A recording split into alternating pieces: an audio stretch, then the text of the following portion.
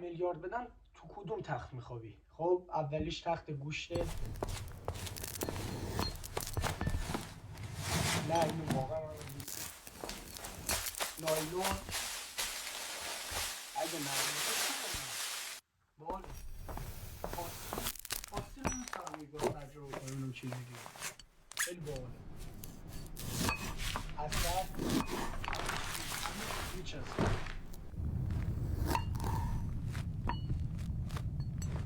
آتش نشان آتش نشان بودم لگو خوشه کمر دونی نگاه میشکنه عروس دریایی